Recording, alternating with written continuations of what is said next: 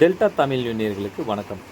இன்றைக்கி நம்ம பார்க்க போகிற வீடியோ எதை பற்றின வீடியோன்னு பார்த்தீங்கன்னா, மாண்புமிகு தமிழக முதலமைச்சர் அவர்கள் கடந்த 26ஆம் தேதி மன்னார்குடியில் இருக்கிற தெப்பக்குளத்தில் புதிதாக ஒரு படகு சவாரி ஒன்று தொடங்கி வச்சுருக்காங்க.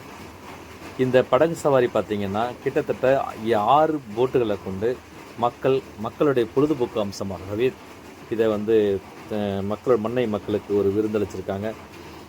இது பார்த்திங்கன்னா இதனுடைய நம்ம விலை பட்டியல் அது கேட்டிருக்காங்க. அதாவது ஒரு நபர்கள் 2 நபர்கள் செல்லக்கூடிய படகு பார்த்திங்கன்னா 100 ரூபாய்க்கும், 4 நபர்கள் செல்லக்கூடிய அந்த போட்டை பார்த்திங்கன்னா 150 ரூபா சார்ஜ் பண்ணுறாங்க.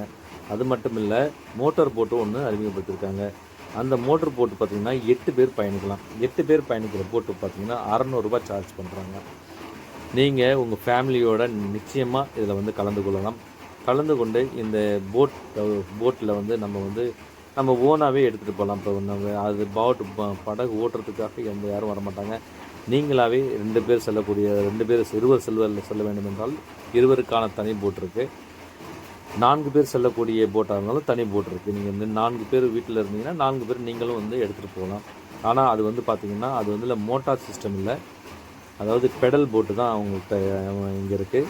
அது நீங்கள் பெடல் போட்டில் போயிட்டு வரலாம். பார்த்திங்கன்னா அந்த 23 ஏக்கரை சுற்றி வர்றதுக்கு அவங்க ஒரு போதுமான டைம் கொடுத்துருக்காங்க. அரை மணி நேரம் நீங்கள் சுற்றி பார்க்கலாம். இது போதுமான ரேட்டு தான், நல்ல ரீசனபிளான ரேட்டு தான். நீங்கள் குடும்பத்தோடு நிச்சயமாக நீங்கள் உங்கள் குழந்தைங்களை அழைச்சிட்டு இந்த படகு சவாரி செல்லலாம். மன்னார்குடிக்கு ஒரு வேளை நீங்கள் வர்ற மாதிரியான சூழல் இருந்துச்சுன்னா நிச்சயமாக இதை நீங்கள் பார்வையிட்டு போங்க.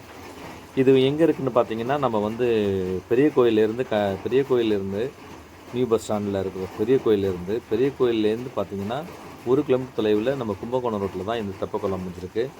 தெப்பக்குளத்தில் தான் இது புதுசாக ஆரம்பிச்சிருக்காங்க. இது ஆரம்பித்த நாட்கள்லேருந்து பார்த்திங்கன்னா நிறைய மாணவர்கள், இளைஞர்கள், பசங்க, ஒரு பெற்றோர்கள், குழந்தைகளுடன் ஆரவாரமாக ஒரு நாளைக்கு 500க்கும் மேற்பட்டவர்கள் இந்த படகு சவாரியில் கலந்துட்டு போகிறாங்க. மக்களுக்கு இது ஒரு பொழுதுபோக்கு அம்சமாகவே கருதப்படுகிறது. இது மன்னை நகருக்கு மிகப்பெரிய கொடை என்று கூட சொல்லலாம். நிச்சயமாக இது ஒரு கொடைக்கானல், ஊட்டி அது போன்ற நகரங்களில் தான் இந்த மாதிரியான படகு சவாரியெல்லாம் வச்சுருக்காங்க. இந்த மக்களுக்கு மிகப்பெரிய கொடையாகவே கருதப்படுகிறது. இதில் பார்த்திங்கன்னா இந்த குளத்தோட அளவு பார்த்திங்கன்னா 23 ஏக்கர் பரப்பளவு. இது ஹரித்ரா நதி. இது குளம் என்று தெப்பக்குளம் என்று சொல்ல மாட்டாங்க. இது ஹரித்ரா நதின்னு தான் பல பண்டைய காலத்தில் குறிப்பிடத்தக்க இருந்திருக்கு. இந்த 23 ஏக்கர் குளத்தை சுற்றி வர்றதுக்கே கிட்டத்தட்ட 1 மணி நேரத்துக்கு மேலாகும். ஆனால் இவங்க கொடுத்துருக்க டைம் போதுமான டைம்.